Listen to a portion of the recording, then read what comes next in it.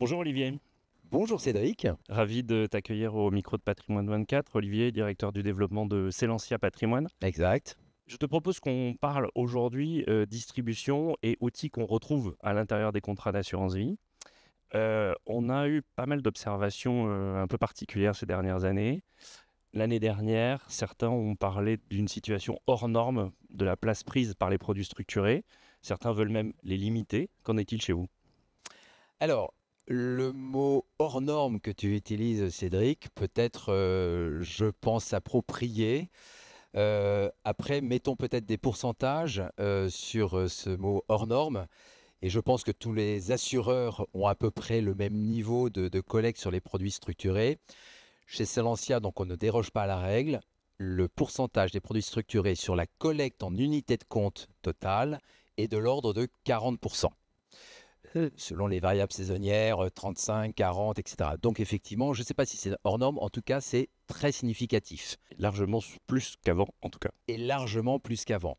Là où il y a une évolution justement sur les critères d'appréciation des sélections de ces supports et des règles de fonctionnement appliquées, c'est vrai qu'historiquement, il n'y avait pas forcément de limite à l'investissement sur ce type de support dans les contrats. Nous concernant, on va mettre en place une règle, à l'instar de celle qui préexiste depuis de longue date sur l'immobilier, à 30% de cette classe d'actifs dans les contrats. Intéressant.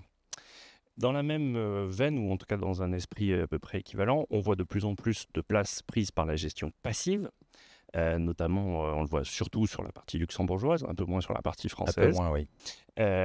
Chez vous, comment vous regardez cet élément-là? Est-ce que vous intégrez progressivement des ETF? Est-ce que vous pensez à intégrer des mandats d'ETF, par exemple? La réponse à cette question est très clairement oui. Et pourquoi elle est oui? Parce que une de nos missions, un de notre rôle, c'est de s'adapter et d'être là en réponse à la demande de nos partenaires, distributeurs, conseillers en gestion de patrimoine. Et la demande augmente sur ce type d'actifs. Elle reste encore assez marginale comparée aux structurés qu'on a évoqués tout à l'heure. À titre illustratif, aujourd'hui, on a une quinzaine d'ETF disponibles dans nos contrats. Le mandat d'ETF, ce sont des sujets sur lesquels on réfléchit, mais qui pour l'instant n'ont pas été mis en œuvre. Pourquoi? Parce qu'on n'a pas eu la demande spécifique de manière très opérationnelle. Après, le témoignage que je peux apporter, c'est que la sélection d'ETF à ce jour porte vraiment sur des choix de classes d'actifs, ou plus précisément des choix d'actifs très précis. Ça peut être sur une mine d'or, demain ce sera peut-être sur la crypto-monnaie, qui sait. Mais pour l'instant, voilà où on en est. Parfait. La loi Industrie verte pardon, est venue modifier à nouveau le Oui, paysage et renforcer les obligations réglementaires, mais on y trouve une définition un peu plus précise du mandat d'arbitrage civil qui permet au CGP d'intervenir un peu plus fréquemment et un peu plus facilement en c'est respect vrai. du profil de risque de leurs clients. Est-ce que les CGP s'emparent vraiment de ce sujet en ce début 2025? De manière opérationnelle, pas plus qu'auparavant, sur des solutions qui préexistaient aussi en matière de délégation d'arbitrage. Après, cette loi industrie verte impacte l'environnement de manière un peu plus globale, au-delà des actes très opérationnels que tu évoquais. Mais on parlait tout à l'heure de la gestion passive, c'est d'imposer au travers de gestion sous mandat la mise en place de private equity, qu'on a du coup référencé de manière beaucoup plus significative dans nos contrats. Aujourd'hui, je parlerai plus d'une mise en place d'un écosystème et de son fonctionnement que d'une adoption réelle dans le quotidien d'un conseiller en gestion de patrimoine. Intéressant.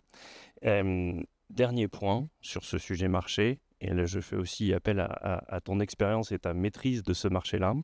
Il est né sur la volonté d'un conseil patrimonial global, mais aussi grâce à une distribution de solutions d'épargne en architecture ouverte.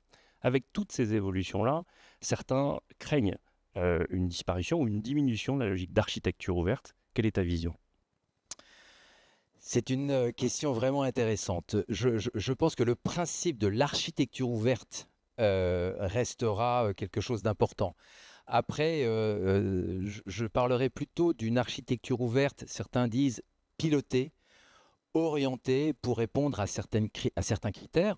Le premier qui peut être réglementaire, on a parlé de la loi industrie verte, et le deuxième, après, c'est sur des raisons d'organisation, de logique parfois économique, dans l'utilisation justement d'un panel aujourd'hui très très large d'offres en matière de gestion financière.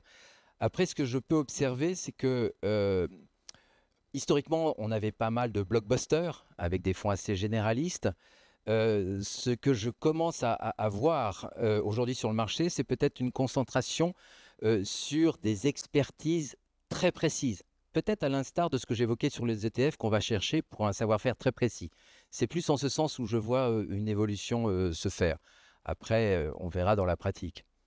Eh bien, merci Olivier de ce témoignage sur ce marché Merci Cédric, c'est toujours un plaisir que d'échanger avec toi. également. Et bravo pour ce que tu fais également sur ce marché. Merci beaucoup. À bientôt.